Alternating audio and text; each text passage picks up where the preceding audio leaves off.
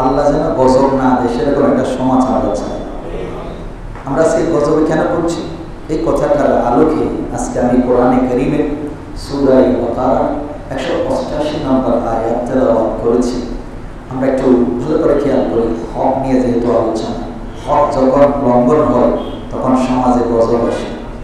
আল্লাহ বলছেন, ওয়ালা তাকুলু আমওয়ালাকুম বাইনাকুম বিল বাতিল, তোমরা একে অপরের সম্পদ অন্যায়ভাবে কি করিও না, ঘাস খেয়ে ফেলো না।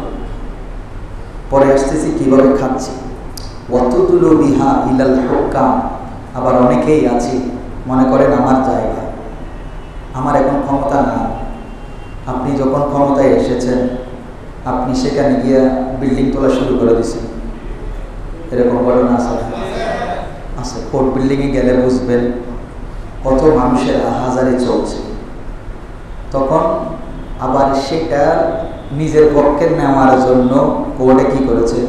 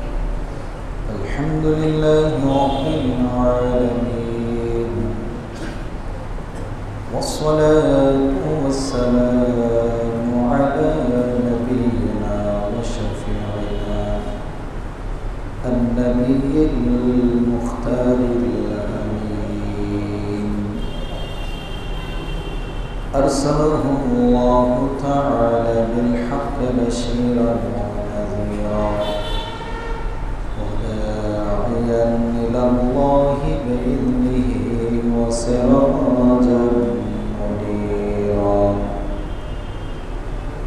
وعلى آله وأصحابه وشهداء محبته وعلماء شريعته وأولياء أمته وعلينا معهم أجمعين. أما بعد فقد قال الله تعالى في شان حبيبه مخبرا وآمرا إن الله وملائكته يصلون على النبي يا أيها الذين آمنوا صلوا عليه وسلموا تسليما صلى الله عليه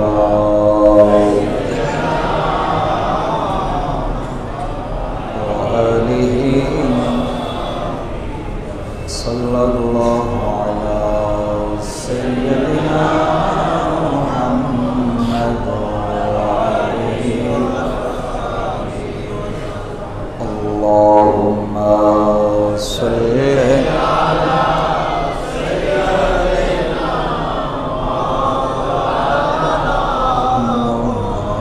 محمد وعلى آله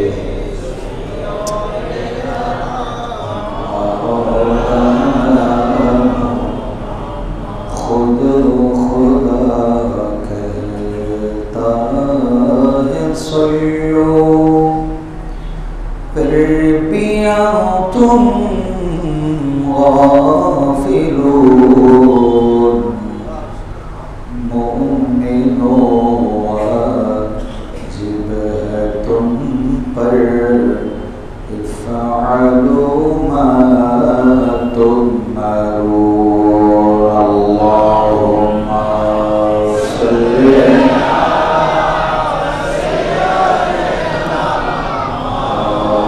على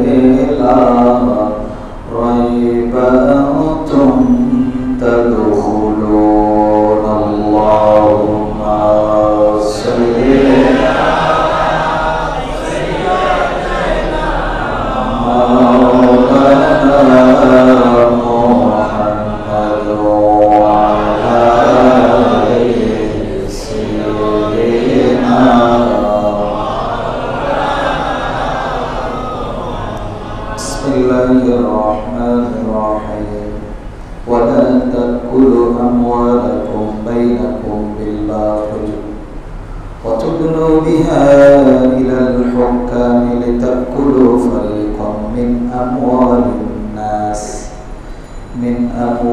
الناس بالإثم وأنتم تعلمون. صدق الله مولانا العظيم وبلغنا رسوله النبي الحبيب الكريم. مولانا رب صل وسلم وبارك عليه. উপস্থিত পবিত্র জামাতুল আউয়ালের আজকের দ্বিতীয় জুমাবারে আল হাসান মিয়া সদরে জামে মসজিদের সম্মানিত মুসল্লিবৃন্দ, মুআজ্জাজ সামিঈন কিরাম, রাহিমানি ওয়া রাহিমাকুমুল্লাহু তাআলা, আসসালামু আলাইকুম ওয়া রাহমাতুল্লাহি ওয়া বারাকাতুহু। আল্লাহু পাক জাল্লা জালালুহু ওয়া নাওয়ালুহু আহকামুল হাকিমিন, খালিক ও মালিক রব্বুল আলামিনের দরবারে সর্বপ্রথমে অসংখ্য অগণিত শুকরিয়া আদায় করি। রব্বুল আলামিন পবিত্র জুমার দিনে দয়া করে, মায়া করে, রহমতের ছায়া দিয়ে আমাদেরকে আল্লাহর ঘরে আসে বসা, ইবাদত করার, নিয়ামতের শুকরিয়া আদায় করার তৌফিক দিয়েছেন। সবাই মহব্বতে বলি আলহামদুলিল্লাহ।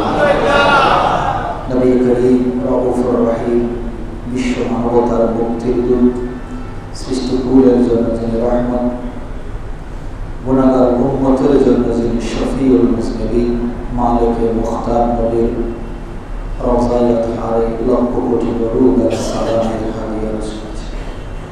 মুআজ্জাজ মুসল্লিয়ান আযম, আমরা পবিত্র জুমাতুল উলার প্রথম জুমা এবং আজকে আমাদের যে হক সম্পর্কে আলোচনা, প্রত্যেক জিনিসের একটা হক রয়েছে। আমার শরীরের মধ্যে আল্লাহ পাক রব্বুল আলামিন যে অঙ্গ প্রত্যঙ্গ দান করেছেন নিয়ামত হিসেবে, দুনিয়াতে আল্লাহর নিয়ামতের শুকরিয়া আদায় করার জন্য, ইবাদত করার জন্য, আল্লাহর কথাগুলো বলার জন্য, গুণের চেতনে প্রত্যেকটা অবস্থায় যেন স্রষ্টাকে স্মরণ রাখি, সেজন্য আল্লাহ আমাদের শরীরে অনেক নিয়ামত দিয়েছেন। এই নিয়ামতের হক রয়েছে। প্রত্যেকটা জিনিস আপনি খেয়াল করে দেখবেন একটা একটার সাথে অ্যাড করে দিয়েছে। আল্লাহ চাইলে আলাদা আলাদা দিতে পারতেন। আপনি খেয়াল করে দেখবেন মাথার সাথে চুল, চুলের সাথে আবার মাথার সাথে কপাল, কপালের সাথে আবার চোখ, চোখের সাথে আবার নাক, নাক কান, একটা একটার সাথে ফিটিং করে দিয়েছে। আপনার শরীরে যদি একটা দাঁত ব্যথা করে, আপনি দেখবেন আপনি পুরো শরীরে ব্যথা অনুভব করছেন। আপনার কানে যখন ব্যথা হয়, মনে হয় যেন এখন মারা যাবে। তখন আমরা শুধু কানের ডাক্তারের কাছে যাই না, আমাদের দেশের বিশেষজ্ঞ আছে নাক, কান, গলা বিভাগ, কি বিভাগ? নাক, কান, গলা বিশেষজ্ঞের কাছে যায়। তো যে রব্বুল আলামিন, আপনি আমি জানি, সায়েন্সের ছাত্র যারা তারা বিশেষ করে জানেন, এই যে আপনি মাথা যেটা দেখতে পাচ্ছেন কদ্দুর হবে ডাবের মালার মতো আর কি, এই এতটুকু জায়গার মধ্যে আল্লাহ ৭০,০০০ তার ফিটিং করে দিয়েছেন। ৭০,০০০ তার আল্লাহ সামান্য জায়গার মধ্যে কি করেছেন? ফিটিং করে দিয়েছেন। কারো যদি একটা তার যদি লুজ হয়, তারে আমরা লুজ ক্যারেক্টার বলি, হাত ঢিলা বলি আর কি, ঢিলা জায়গা বলি। তার মানে তার মস্তিষ্ক কি নাই, ঠিক নাই। আর যদি ২-৩টা হয় তাহলে তো মাশাআল্লাহ ভাবনা পাঠানো ছাড়া কি নাই। তাহলে চিন্তা করেন তো, এই যে আমরা মানুষগুলো বসে আছি, আল্লাহর কি অসীম দয়া। ৭০,০০০ যেখানে তার রগ আল্লাহ ফিটিং করে দিয়েছে, এখানে আবার শুধু ফিটিং করেন না, একটাকে একটার সাথে কানেক্ট করে দিয়েছে। যেটা আপনি একটা শব্দ শুনছেন, শোনার সাথে সাথে ক্যাচ করছে, এবং ক্যাচ করার সাথে সাথে সেটা যেখানে সিগন্যাল পাঠানো দরকার, ন্যানো সেকেন্ডের আগেই সে সিগন্যাল পাঠিয়ে দিচ্ছে। বৈজ্ঞানিক পদ্ধতিতে স্রষ্টা আমাদেরকে সৃষ্টি করেছে। এই জন্য আল্লাহ বলছেন, ওয়াফি আনফুসিকুম আফালা তুবসিরুন, তুমি নিজের দিকে একটু লক্ষ্য করো, বুঝতে পারবা, সেটা কি তুমি দেখো না? তোমার নিজের দিকে একটু দেখো, তাহলেই আমি আল্লাহর অস্তিত্ব তুমি পেয়ে যাবে। যে নিজেকে নিয়ে গবেষণা করে, নিজের শরীর নিয়ে গবেষণা করে, যারা সায়েন্স পড়ে, যারা নাকি নাস্তিক হয়, আমি তাদেরকে বলি সায়েন্স যারা পড়ে তারা তো আস্তিক বেশি হওয়ার কথা। কারণ প্রত্যেকটা পড়তে পড়তে সায়েন্স আল্লাহ শরীরের মধ্যে ফিটিং করে দিয়েছে।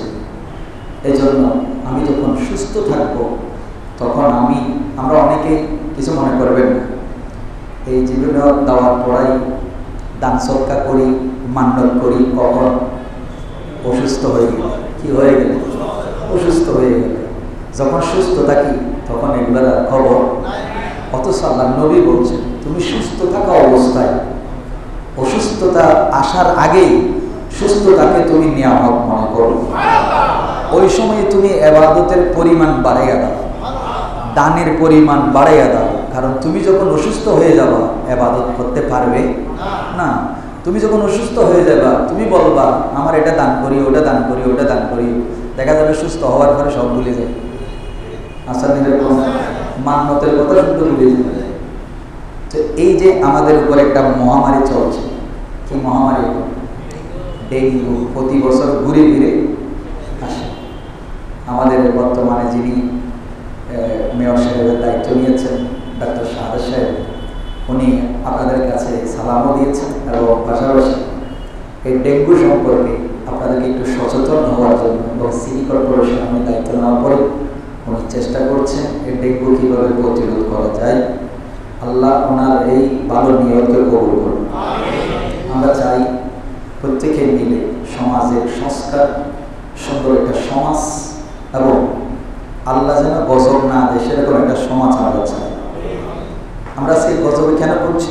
এই কথাটার আলোকে আজকে আমি কোরআনে কারীমের সূরা বাকারা 188 নম্বর আয়াত তেলাওয়াত করেছি। আমরা একটু ভালো করে খেয়াল করি, হক নিয়ে যেহেতু আলোচনা, হক যখন লঙ্ঘন হয় তখন সমাজে গজব আসে। আল্লাহ বলছেন ওয়ালা তাকুলু আমওয়ালাকুম বাইনাকুম বিল বাতিল, তোমরা একে অপরের সম্পদ অন্যায়ভাবে কি করিও না, ঘাস খেয়ে ফেলো না। পরে আসতেছি কিভাবে খাচ্ছি। ওয়াতুদুলু বিহা ইলাল হুকাম, আবার অনেকেই আছে মনে করেন আমার জায়গা, আমার এখন ক্ষমতা না। আপনি যখন ক্ষমতায় এসেছেন আপনি সেখানে গিয়ে বিল্ডিং তোলা শুরু করে দিয়েছেন, এরকম ঘটনা আছে। কোর্ট বিল্ডিংয়ে গেলে বুঝবেন কত মানুষের হাজারে চলছে। তখন আবার সেটা নিজের পক্ষে নেওয়ার জন্য কোর্টে কি করেছে, মামলা চলছে। এই কথাটা আসলে কোরআন হচ্ছে একটা কম্পিউটার। আসলে আল্লাহ যে কি পরিমাণে আলিমুল গায়ব, আল্লাহ যে কি মেসেজ আমাদের জন্য দিয়ে রেখেছেন কোরআন খুললে বুঝতে পারবেন। এই যে অন্যায়ভাবে আরেকজনের জায়গা দখল করে এবং সেটা দখলে নেওয়ার জন্য, জায়েজ করার জন্য বিচারকের কাছে মামলা প্রক্রিয়া দিন, আল্লাহ সেটাই বলছেন ওয়াতুদুলু বিহা ইলাল হুকাম। এটা গ্রাস করে নেওয়ার জন্য, অন্যায়ভাবে অন্যের সম্পদ গসব করার জন্য বিচারকের কাছে মামলাও দিও না। আল্লাহ বলছেন তার মানে আমরা যে এই অন্যায় করব সেটা আল্লাহ সংবিধান লোহে মাহফুজে আগেই লিখে ফেলেছে। কি মিরাকেল বিষয়। এরপরে আল্লাহ বলছে লিতাকুলু ফারিকাম মিন আমওয়ালিন নাস বিল ইসমি, এই বুক করার জন্য বিচারকের কাছে অন্যায়ভাবে মামলা পেশ করবে না। ওয়া আনতুম তাআলামুন, আল্লাহ কি সুন্দর কথা বলছেন, অথচ তোমরা জানো, এটা তোমরা জানো। তার মানে আমি যে মামলা করছি, আমার এই জিনিসটাতে বিল্ডিং এর ওয়াল বসিয়ে দিয়েছি, এটা যে অন্যায় করছি এটা আমি জানার পরেও আরেকজনের সম্পদ দখল করে নেওয়ার জন্য কোর্টের মধ্যে কি দিয়েছি, মামলা দিয়েছি। এখন কোর্ট যারা লয়ার আছেন আমার দিকে আবার কোন চোখে থাকে, আমি কোরআনের কথা বলছি। অনেকেই বলবো হুজুর আমাদের কি দোষ, আমাদের কাজ তো মামলা চালানো, আমাদের কাজ কি, আমরা তো দলিল দোনো দিক থেকে দেখতেছি, আর জাল দলিলেরও কি নাই, অভাব নাই। আরে যেই দেশের মধ্যে অ্যাটর্নি জেনারেলের স্বাক্ষর নকল হয়, বিশ্ববিদ্যালয়ের ভিসির স্বাক্ষর নকল হয়ে বিশ্ববিদ্যালয়ের শিক্ষক ভিসির সনদ স্বাক্ষর জালিয়াতি করে সনদ নিয়ে উনি আমার বিশ্ববিদ্যালয়ের শিক্ষক হয়ে গেছে। কি কাকতালীয় ঘটনা! হক নষ্ট করার কথা বলছি, এটাও এক প্রকারে অন্যায়ভাবে অন্যের হক কি করে নেওয়া। এটা আল্লাহ কোরআনে এগুলো নিয়ে আলোচনা করলে আপনি কোরআনকে রিসার্চ করবেন, বসবেন। এজন্য মানুষ মারা যাওয়ার পরে তিন জিনিস কি হয়ে যায়, তিন জিনিস ছাড়া বাকিগুলো কি হয়ে যায়, বন্ধ হয়ে যায়। সুনানে নাসাঈর হাদিস আছে, বুখারীতেও হাদিসটা আছে। আপনি সবাই মৃত্যু যখন লাশ যখন সামনে আনে তখন অনেক হুজুরে মুসল্লি আসার জন্য এই ওয়াজটা করেন। তিন জিনিস কি? নেককার সন্তান। কি সন্তান? নেককার সন্তান। ওয়ালাদুন সালিহুন ইয়াদউ লাহু, যে সন্তান মৃত্যুর পরে মা বাবার জন্য বেশি বেশি দোয়া করবে। সাদাকাতুন জারিয়াতুন, এমন সদকা। আপনি আনমিয়া মসজিদে এসেছেন, আপনি শুনেছেন হুজুররা বা মতওয়ালি পরিষদ বলছে আমাদের মসজিদের সংস্কারের কাজ চলছে। আপনি সাথে সাথে শোনার সাথে সাথে আপনার তৌফিক অনুযায়ী কত টাকা আছে সেটা দেখেন নাই, হাত দিয়েছেন, দান বাক্স দান করে চলে গেছেন। কেউ দেখে নাই, কাউকে বলেনও নাই। কে দেখেছেন? এই যে সদকা যেটা আল্লাহর জন্য করে দিয়েছেন, আল্লাহর ঘরের জন্য। আপনি মরে যাবেন, আমি মরে যাব, মসজিদ থাকবে, এই মসজিদে মুসল্লি নামাজ আদায় করবে হাত্তাল কিয়ামা, কিয়ামত পর্যন্ত। অতএব আপনি চলে গেছেন, কিন্তু এই যে আল্লাহর ঘরের কথা বলার সাথে সাথে আপনার অন্তরটা নরম হয়ে গেছে, দিয়ে দিয়েছেন সাথে সাথে, এটা সদকায়ে জারিয়া। জারিয়া মানে ডিপিএস একবার করলেছেন। ডিপিএস কয়বার? একবার। ডিপিএস এটার মেয়াদ আছে 3 বছর, 5 বছর, 10 বছর, 20 বছর। এরপরে আর দিবে। পেনশন, চাকরি করেছেন, পেনশন মেয়াদ, চাকরির মেয়াদ শেষ, মারা গেলেন, পেয়েছেন, আপনার বউ পেয়েছে, এরপরে নাই। কিন্তু আল্লাহর দরবারে যে ডিপিএস করেছেন এটা চলে গেছেন, কিয়ামত পর্যন্ত এটা জারি থাকবে। তাই আমরা আপনাদের কাছে আমাদের মসজিদে আলহামদুলিল্লাহ গত জুমায় আপনাদের কাছে মেসেজ দিয়েছি, তৃতীয় তলার সংস্কারের কাজ চলছে, আন্তরিকভাবে দান করবেন। 3 নম্বর হল ওই অ্যালম যে অ্যালমের মাধ্যমে সৃষ্টি উপকার হয়। এই যে আমরা আলেমরা কথাগুলো আমরা চাইলে আমাদের পেটের ভিতর রেখে দিতে পারতাম। আল্লাহর নবী বলছেন কিয়ামত ততক্ষণ পর্যন্ত হবে না যতক্ষণ পর্যন্ত জ্ঞানীরা তাদের কথাগুলো নিঃস্বার্থভাবে মানুষের কাছে প্রকাশ করতে থাকবে। আর এলম যখন লুকাইয়া রাখবে নিজেদের স্বার্থের জন্য, বুঝে নিবা কিয়ামত কাছে আসছে। তো সেজন্য বলছি, আজকে আমরা যারা এখানে বসেছি জ্ঞানী মানুষ আপনারা সবাই, আমরা ফেসবুক আছে না, যে নেককার সন্তানের কথা বলছি, অনেক রিক্সা চালকও নেককার সন্তান, ব্যাংক চালক নেককার সন্তান, আবার বড় আলেম হয়েও বক্কার হয়ে আছে। আছে না? গত সপ্তাহের পত্রিকায় একটা মাদ্রাসার স্টুডেন্ট মাদ্রাসায় পড়েছে, কারণ সাদা পাঞ্জাবিতে দাগ পড়লে এটা একটু কি দেখা যায়, বেশি দেখা যায়। তার একটা নমুনা আমি আপনাদেরকে বলি, এই জায়নামাজে যদি একটা দাগ পড়ে এটা আপনারা ওখান থেকে দেখতে পাবেন, কিন্তু একই দাগ যদি প্রাইসে লাগে, যারা আছেন সবাই বলবেন হুজুর এটা কি দেখেননি। তো এমনি আপনারা নর্মাল সাধারণ মানুষ, সাধারণ ছাত্র হাজারো অপরাধ করলে এটা চোখে, কিন্তু মাদ্রাসার ছাত্র, মাদ্রাসা যখনই সার্টিফিকেটে লেগেছে সাথে সাথে এই দাগটা কি হয়ে গেছে, বড় হয়ে গেছে। আপনি চিন্তা করে দেখেন, যে মাদ্রাসার ছাত্র প্রতিদিন কোরআন তেলাওয়াত করে পড়েছে, ওয়ালা তাকুল্লাহুমা উফিন ওয়ালা তানহারহুমা। তোমরা মা বাবার সাথে কোনো সময় উফ শব্দ, কষ্টের শব্দ মা বাবার সামনে উচ্চারণ করিও না, ধমকের সাথে তাদের সাথে কথা বলিও না। কি করবা? ওয়াহফিদ লাহুমা জানাহা যুল্লি, তোমার যেই রহমতের ডানা, দয়ার ডানা, এক কথায় সত্য ব্যবহারের ডানা মা বাবার জন্য বিছিয়ে দাও। সে সন্তান যখন এগুলো পড়ার পরে, জানার পরে, মাত্র 500 টাকার জন্য, কিসের জন্য? আরো একটা ঘটনা আছে, এটা আমি বলছি না, যেটা এখন সমাজে আছে। এটা এখন সমাজে অহরহ। এখানে আমি কিছু মনে করবেন না, আমি সরাসরি বলছি।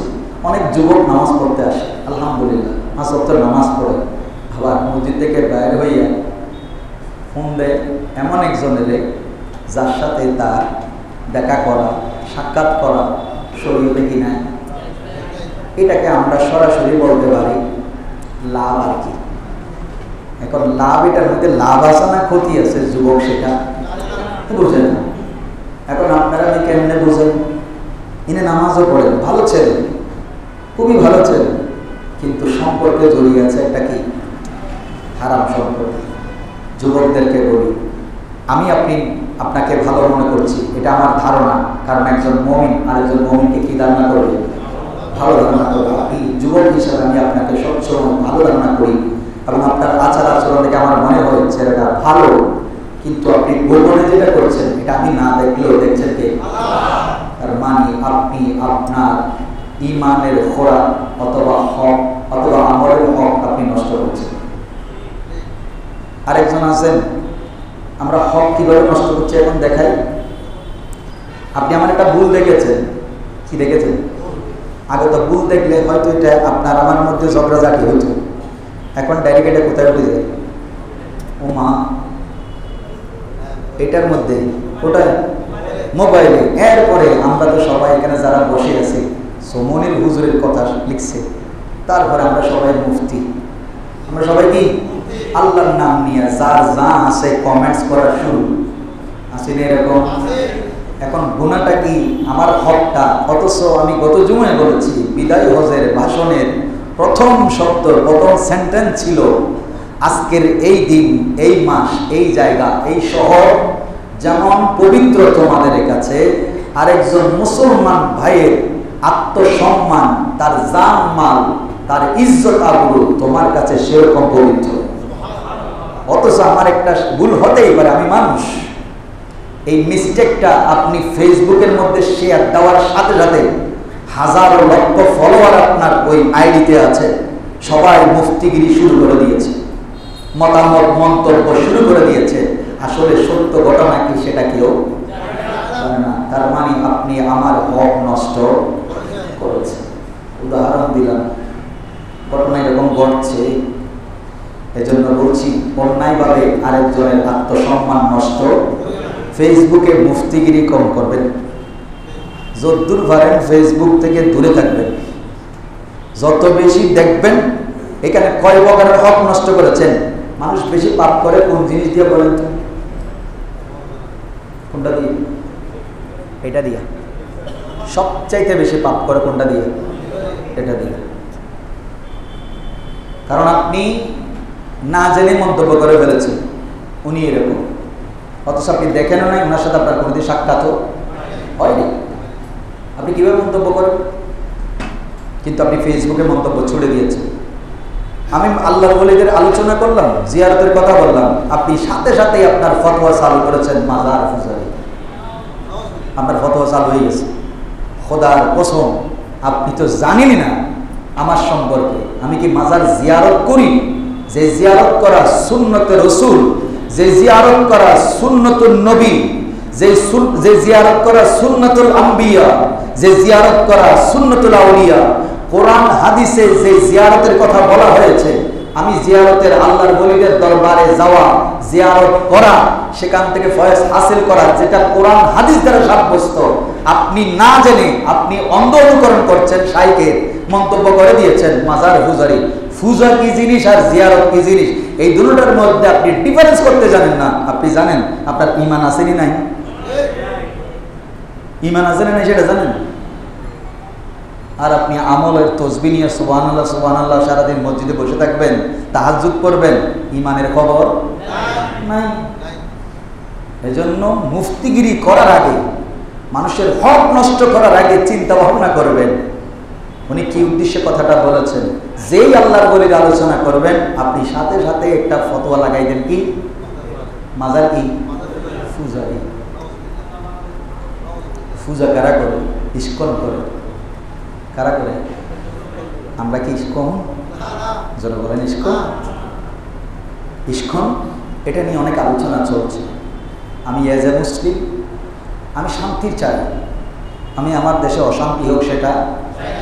আমি যখন ইসলামের কথা বলি, আমি যখন বলি, আচ্ছা এখানে একটা কথা না বললে না, আমি মসজিদে আসার সময় এক জায়গার মধ্যে একটা এই পোস্টার লাগাইছি, সেখানে লিওনেল মেসি একটা আছে না, হাতে ছবি দিছি, শুভ উদ্বোধন 29শে নভেম্বর। নিচে আমি খেলোয়াড় সংখ্যা 5 জন, যা দেখছি সব বলতেছি, কেন বলতেছি এটা পরে আসছে। খেলোয়াড় সংখ্যা 5 জন, অতিরিক্ত খেলোয়াড় সংখ্যা 2 জন। টুর্নামেন্টটা হবে রাত্রে, কোথায় হবে? টার্ফে। টার্ফ বুঝে? আমি কিন্তু কোনোদিন ঢুকি না টার্ফে। আমরা খোলা মাঠা বিলের মধ্যে নাড়া চিনেন, নাড়া ধান কাটার পরে যে আগাছা থেকে যায় ওটাকে কি বলে? নাড়া বলে, সিটাঙ্গের ভাষায়। আমরা ওই রকম ফুটবল নিয়ে কিছুক্ষণ দৌড়াতে দৌড়াতে দেখা যায় যে এটা মোটামুটি মাঠ হয়ে গেছে।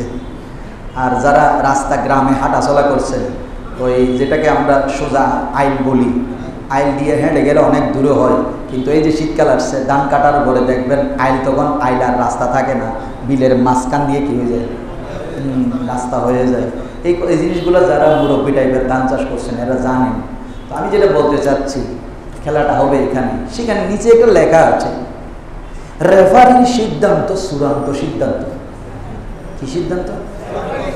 রেফারির সিদ্ধান্ত। তো রেফারিকে নবী নাকি না ফেরেশতা? এটার ভুল নাই? জোরে বলেন, ভুল নাই? ভুল আছে।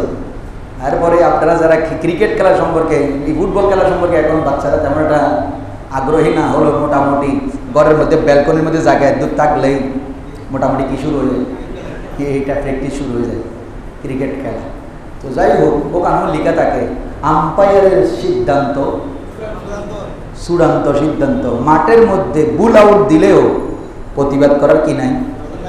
সুযোগ নাই।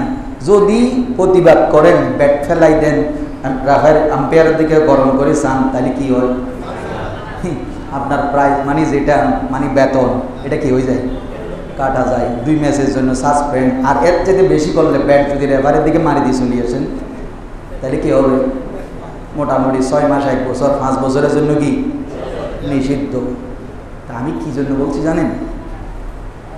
সামান্য একটা 5 জনের খেলায়, 10 জন 11 জনের খেলায় আপনি বলতেছেন এম্পায়ার যা বলবে তাই, ভুল হলে মানতেই হবে, উনি যা বলবেন প্রতিবাদ করার কোনো সুযোগ নাই। এবার বলেন, এই জমিনের মালিককে হুকুম কাজ করে চলবে।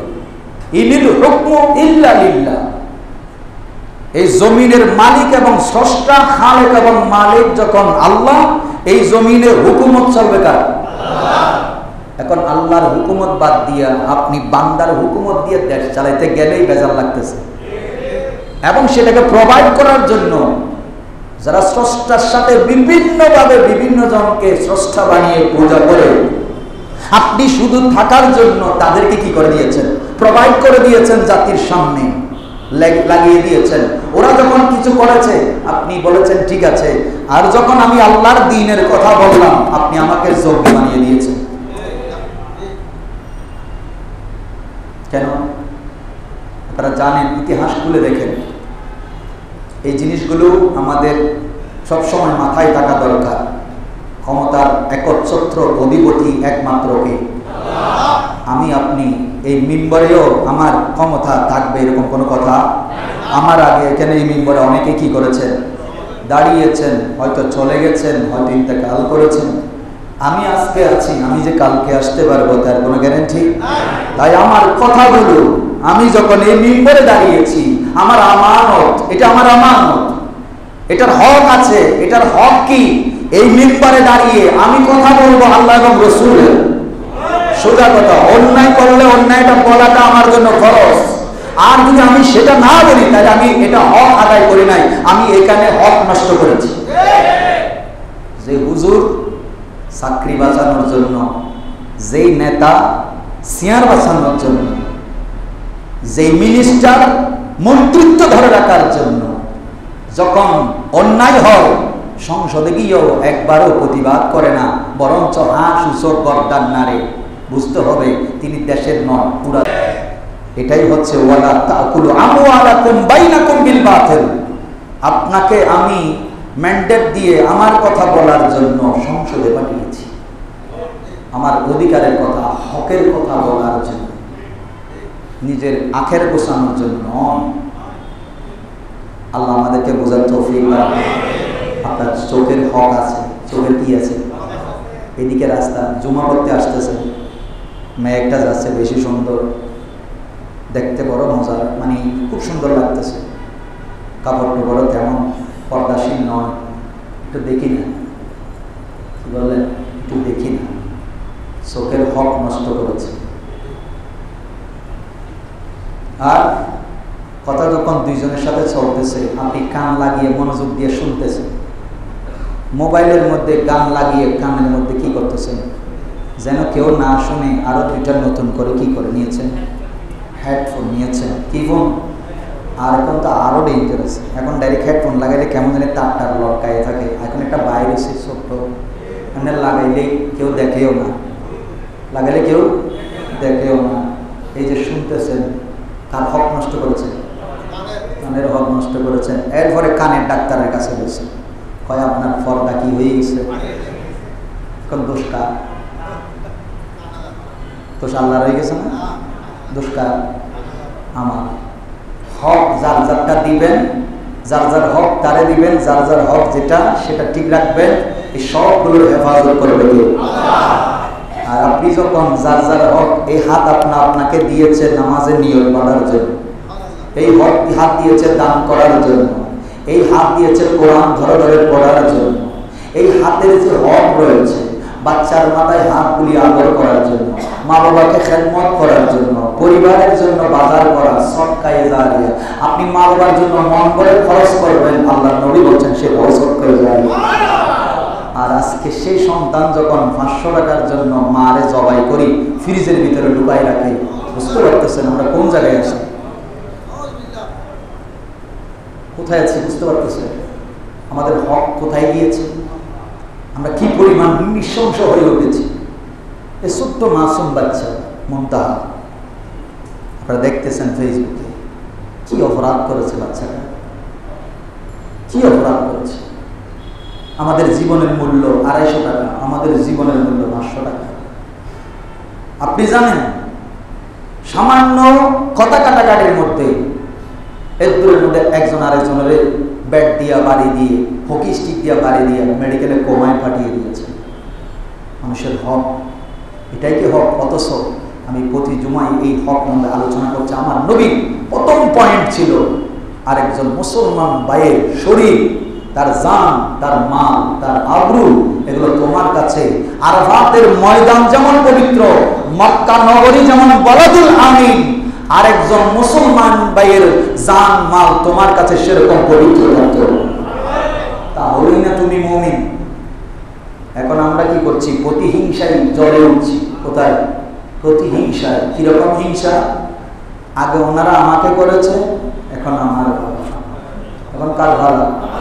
ভাইয়া প্রত্যেকটা রক্তের ফুটার বদলা।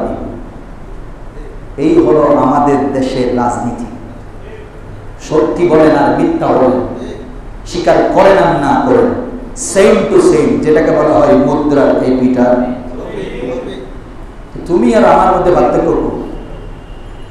সেজন্য আমরা ইমামদেরকে অনুসরণ করি, আল্লাহ রাসূলের জীবনটা স্টাডি করি। একটু সামনে নিই না যুবক, আজকে আপনারা যারা বসেছেন, আমার মুরব্বী বাবাদের পায়ে হাত রেখে বলি, একটু আমার নবীর দৈনন্দিন জীবনটা একটু অনুসরণ করি, একটু পড়ি।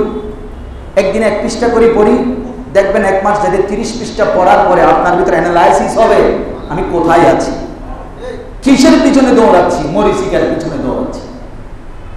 তখন আপনার ক্ষমতা, আপনার ঐশ্বর্য, এগুলো তখন মনে হবে সম্পূর্ণটাই বেকার। আজকে আমি রাত্রে চোখ বন্ধ করলাম, ফজরে যে চোখ খুলবো তার কোনো গ্যারেন্টি। যাদের সাথে জুলুম করেছেন, অন্যায় করেছেন, বিচারের আশায় আগামীকালকে ওর বিচার হবে, এই চিন্তা নিয়ে ঘুমাচ্ছেন, এই চিন্তা নিয়ে আগামীকাল ইতারে জেন্ডে ভাই আর আরে ঘুম যেত না হতে গরত তোয়াই তোয়াই মেরে ঘুম দিয়ে আসামের এখন চিন্তা করেন। অথচ আমার নবীর জীবনটাকে পড়ে ভুল করেছে, বুকে টেনে নেন না। দেশের মানুষ ভালোবাসা আছে, টেনে নেন। হ্যাঁ, আমি ওটা বলবো, অপরাধী অপরাধ করলে যে অপরাধ করেছে তার তাকে দিতে গিয়া তার পুরো এলাকার তার পরিবারের শাস্তি দেওয়ার অধিকার কোরআন তাকে দেয় না। তার 14 গোষ্ঠীর তুলে আনার অধিকার, তার সহায় সম্পত্তি সব সে যদি জুলুম করে নিয়ে তাকে আপনি রাষ্ট্রীয় আইন দিয়ে আপনারা স্থানীয় প্রতিনিধি দিয়ে আপনার হক আপনি নেন, এটা ইসলাম আপনাকে রাইটস দিয়েছে। কিন্তু আপনি জুলুম করলে সে যেমন করেছে আমিও করবো, আগে তুমি খাইছো এখন আমি খাবো, এটাই হচ্ছে দেশের হক নষ্ট করছে। কিসের হক? দেশের হক নষ্ট করছে। এই জিনিসগুলো মাথায় থাকা দরকার আছে না? ইমাম আজম আবু হানিফা রহমতুল্লাহ আলাইহি নাম শুনছেন তো? এখন তো ইমামের কথা বললে কই নতুন ধর্ম বাইর করছে, কিছু শাইখ বাইরে গেছে। কি বাইরে গেছে? তো ইমাম আজম আবু হানিফা রহমতুল্লাহ পাশে ছিল এক মুসির বাড়ি। কিসের বাড়ি? মুসি জোতা পরিষ্কার করে সেলাই করে। তো মুসির বাড়ি, এটা এই ঘটনাটা হাইওয়াতুল হাইওয়ানের মধ্যে এই ঘটনাটা এসেছে। ওখানে উনি বলছেন মুসি ওনার বন্ধু বান্ধব নিয়ে সারাদিন যা ইনকাম করতো সেগুলো নিয়ে বন্ধু বান্ধব নিয়ে সন্ধ্যাবেলায় মদের আসর বসাত। আমাদের দেশে অনেক ধনী মানুষ আছে, বর্তমানে আমরা যত বেশি ডেভেলপ হচ্ছি আমাদের পাপের পরিমাণ তত বাড়তেছে। কি করে জানেন? চিকেন আছে না, চিকেন কালো গুনা চিনেন তো? আবার মেয়েদের কাছে তেঁতুলের কথা বললে জিব্বাই লালা আসা, কালো গুনার কথা বলে অনেক মানুষ তাড়াতাড়ি চিন্তা করে জুমা কখন শেষ হবে। এত মজার জিনিস এগুলো দিয়ে আপনি জানেন মদ বোতল মদের মধ্যে বরফ দিয়া এখান থেকে এক টুকরা খাই আর এক টুকরা মদ খাই। মুসলমানের দলে জন্ম নিয়েছে। আশ্চর্যের বিষয়, হালাল জিনিসের সাথে হারাম জিনিস কি করে যাচ্ছে। এই হলো আমাদের বর্তমান ক্যারেক্টার। হালাল হারাম খাওয়ার একটা হক আছে। তো আল্লাহ দুনিয়াতে যা সৃষ্টি করছে সব আপনাকে খাইতে, আবার কোন হালাল জিনিসকে হারাম করার অধিকার আপনাকে। আপনি হারাম জিনিসকে হালালের সাথে মিশ্রিত করা অথবা হারাম খাওয়া। এখন তো হারামের বিরুদ্ধে আমরা ওয়াজই করি না। আগে সুদের ওয়াজ করতাম, এখন করি না। আগে ঘুষের ওয়াজ করতাম, এখন করি না। কারণ আগে উনি আমার বিরোধী দলে ছিল, উনি আমার কি ছিল, এখন আমার দলে, সেজন্য আমি ওয়াজে কি করবেন না, মুসলমান হক নষ্ট করবেন না, সত্যকে সত্য বলুন। আপনার দলে গেলে হারাম ও হালাল হয়ে যায়, আরেকজনের দলে গেলে হালাল ও হারাম হয়ে যায়। এটা কোন ধরনের কথা? সত্যকে সত্যের জায়গায় রাখো। মতলব হাজরি, ইমাম আজমের ওই মুসি মদ খেয়ে মাতলামি করছে। সেখানে একটা গান করছে কি কয়, আমার মতো একজন পরমাণুকে মানুষ চিনল না, তারা তো চাইলে আমাকে বিভিন্ন যুদ্ধের ময়দানে কাজে লাগাইতে পারত। মানে মুসি নিজে নিজেই আরবিতে কবিতা বলতেছে কুফা। তখন বন্ধু বান্ধবরা সবাই তালি দিচ্ছে, তোর মতো বলবান। তো খাওয়ার পরে এখন মাত্রামি যখন বেশি করতেছে, পুলিশ আছে না, আসি দেখতেছে ঘরের মধ্যে মাতলামি বেশি করতেছে, হেতারে দড়ি কোথায় লেগেছে, থানায় নিয়ে গেছে। এখন ইমাম আজম প্রতিদিন রাত্রে ঘুমাইত না। এই কথাটা বললে অনেকেই বলে এটা কি অসম্ভব। 40 বছর যিনি এশারের ওযু দিয়ে ফজরের নামাজ আদায় করেছেন, বিছানার সাথে পিঠ লাগাই না, এক পায়ে দাঁড়িয়ে নামাজ আদায় করেছেন, ঘুম যেন না আসে। আপনি আবু বকর খেরাসের কথা শুনে অবাক হবেন। উনি যখন ইন্তেকাল করছেন, ওনার মেয়ে কান্না করছে, ওনার একমাত্র মেয়ে কান্না করছে। তখন আবু বকর খেরাস বলছেন, ও মা তুমি কান্না করছো কেন? বলে, বাবা আমি কান্না করবো না, আমার দুনিয়াতে তুমি ছাড়া তার কেউ নাই, মা অনেক আগে মারা গেছে, আমার তো ভাই বোন আর কেউ নাই, তুমি ছাড়া বাবা আমার কেউ নাই। বলে, তুমি কান্না করছো, তুমি কান্না করো না, আমাকে আল্লাহ জাহান্নামে দিবে না। বলে, এটা কিভাবে বলছেন? বলে, তোমার বাবা যেই জায়গায় বর্তমানে মৃত্যুর বিছানায় সাকারাত চলছে, এই জায়গার মধ্যে তোমার বাবা 10,000 বার খতমে কোরআন আদায় করেছে। আমরা বুকে হাত দিয়ে একজন বলতে পারবো পুরো বছরে মিলে আমি একটা বার খতম আদায় করেছি। আসি আমরা মুসলমান, বুঝতে পারছেন?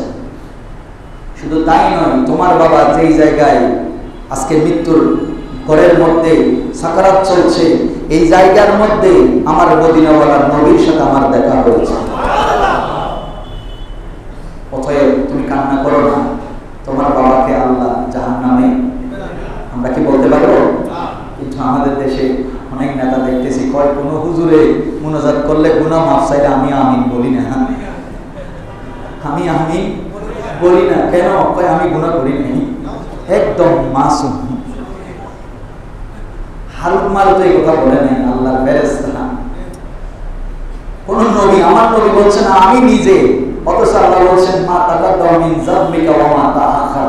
রাসূল আপনার পূর্বাবর্ত কোনো গুনাহই নাই, আপনি এত ইবাদত এত তওবা কেন করেন? আমার নবী নিজে বলছেন আমি দৈনিক 100 বার তওবা করি, উম্মতকে শিক্ষা দিয়েছেন। আপনি বলছেন আমি কোন হুজুরে গুনাহ মাফ চাইলে কি বলি না। দেখছেন? তার মানে এখন কি হুজুরের উপরে আস্থা না আল্লাহর উপরে? এত বেশি কনফিডেন্সিয়াল উনি।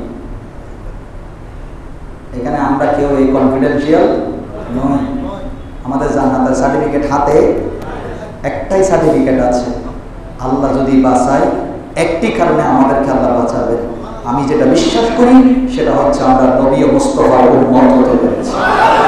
এই ছাড়া যত ইবাদত করেছেন কোন আল্লাহ কোন বিশ্বাস গ্যারান্টি দিতে গাট্টি গোট্টা নিয়ে 40 দিন থাকেন আর 10 দিন থাকেন, 3 দিন থাকেন আর 7 দিন থাকেন, যত সিল্লা দিয়েছেন আল্লাহর কাছে একবারে বলতে পারবেন এক রাকাত নামাজে আপনি 49 কোটির সওয়াব বানিয়েছেন? এরপরও বলার কোনো সুযোগ নাই। একটা কথা বলতে পারবেন, আমি যদি আল্লাহ যদি রহমত করে একটা কারণে করবে, সেটা হচ্ছে রহমতুল লিল আলামিনের উম্মত হওয়ার কারণে। এই ঈমান আপনার ভিতরে যতক্ষণ পাকাপোক্ত হবে না, পৃথিবীর কোন আমল দিয়ে আপনি জান্নাতে যাওয়ার সুযোগ নাই। কারণ এটা ঈমানের অংশ। এটা কিসের অংশ? ওইটা যদি মজবুত হয় তখন আপনি সুবহানাল্লাহ একবার বলবেন। ওই ঈমান যদি মজবুত হয় একবার সুবহানাল্লাহ বলবেন, আল্লাহ বলবেন তোর আমলনামার মধ্যে আসমান জমিনের এই বিশাল ভূখণ্ডের মধ্যে যেই পরিমাণের খালি জায়গা রয়েছে সেই পরিমাণের আমলের সওয়াব আমি আল্লাহ তোর আমলনামায় দান করব। এবার মিজানের পাল্লায় তোলেন এই সুবহানাল্লাহি ওয়া বিহামদিহি সুবহানাল্লাহিল আযীম, এই দুইটা শব্দ মিজানের পাল্লায় ভারী হয়ে যাবে। যদি আপনার আল্লাহর প্রতি নবীর প্রতি হক এরকম ভাবে আদায় হয়, ঈমানের হক যদি ঠিক থাকে তাহলেই আমলের হক ঠিক থাকবে। বলছিলাম মুসির কথা, মুসিকে ধরে নিয়ে গেছে থানায়। ইমাম আজম ফজলটি বলতেছে কিরে আজকে রাতে আমার মুসির আওয়াজ তেমন একটা শুনলাম না, কি হয়েছে? প্রতিবেশী, এটা প্রতিবেশীর হক, প্রতিবেশী শুনলাম না। তখন লোকজন বলল হুজুর আপনি জানেন না, তারে কালকে রাত্রে পুলিশে ধরে নিয়ে গেছে। বলছে কেন? হয় এরকম মাতলামি করছে সেজন্য। হুজুর বললেন আমার বাহনটা তাড়াতাড়ি বের কর। উনি গাদার উপরে আরোহণ হলেন, দৌড়ে গেলেন গভর্নর হাউসের দিকে। গভর্নর যখন শুনলেন যে ইমাম আজম আসতেছে, উনি তাড়াতাড়ি গভর্নর হাউসের চেয়ার থেকে বাইর হয়ে হুজুর ইমাম আজমের সামনে এসে বলছেন হুজুর আপনি কেন আসলেন? আপনি আমাকে খবর দিলে তো আমি নিজেই যেতাম। তখন ইমাম আজমের উত্তরটা কি সুন্দর দেখেন, ওরা কেমন আমাদের জন্য আদর্শ। উনি বলছেন আপনি যদি যেতেন তাহলে তো আমি আমার প্রতিবেশীর হকটা আদায় করতে পারতাম না। আমার তো আমার প্রতিবেশীর একটা কি আছে, হক আছে। আমি আমার প্রতিবেশীর হক আদায় করতে এসেছি। বলে হুজুর কি? বলে যে আমার এলাকার একজন মুসিকে আপনার পুলিশ ধরে নিয়ে আসছে। বলে যে ও সে তো মাতলামি করছে। আচ্ছা মাতলামি করছে, সে কিন্তু হুজুর ইমাম আজম যে নামাজ পড়ে কোরআন তেলাওয়াত করে সে জানতো। ও এই গানের আসর বসিয়ে হুজুরকে ডিস্টার্ব করত। হুজুর এটা জানার পরেও তাকে এখান থেকে সরানোর জন্য চলে আসছে। আসার পরে বলছেন অসুবিধা নেই, আগামীকাল থেকে আমি জিম্মাদারি নিচ্ছি, আগামীকাল থেকে সে আর করবে না, সে আর করবে না। তখন গভর্নর বলছেন হুজুর আপনি বলছেন ছেড়ে দিচ্ছি। তখন সে বের হয়ে মাথা নিচু করে রয়েছে। আমি সারা জীবন ওনার ইবাদতে ডিস্টার্ব করার জন্য আমি গানের আসর বসাইতাম, বন্ধু বান্ধব নিয়ে হই হুল্লোড় করতাম, মদের আসর বসাইতাম, আর উনি আজকে এসেছেন আমাকে এই বিপদ থেকে উদ্ধার করার জন্য। মজার বিষয় কি জানেন? ইমাম আজম শুধু জবানে বলেছে গভর্নরকে আগামীকাল থেকে আর করবে না। সেদিন থেকে সেই ইমামে আজমের সাথে বসে বসে রাত্রে হুজুরের কাছে মাসালা শিখতে বসে গেছে, জবাব বিখ্যাত মুফতি হয়ে গেছে। বুঝতে পারতেছেন? আপনি আপনার আদর্শটাকে সেভাবে, ইসলামটাকে সেভাবে প্রোভাইড করেন, তাহলে দেখবেন আর আপনার ভাইয়ের হক, বোনের হক, সন্তানের হক, মায়ের হক, বাবার হক, প্রতিবেশীর হক, হিন্দু হোক, আমরা অশান্তি চাই না।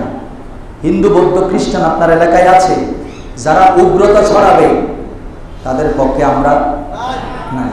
আপনি যেই দলের হন, যেই দেশের মদতদাতা হন, আমার দেশের মানুষের উপর অত্যাচার করবেন, জোর করে চাপাই দিবেন, সেটা আমি কোনো মতে মানতে পারি না। সর্বশেষ কথা বলছি, ক্ষমতা আল্লাহ, জমিন আল্লাহ, এখানে সমস্ত কিছু চলবে না আল্লাহ। হ্যাঁ, এখন বলবেন হুজুর আমাদের দেশে তো চুরি করলে হাত কাটা যায় না। হাত কখন কাটবেন মশলা থেকে আগে জানেন?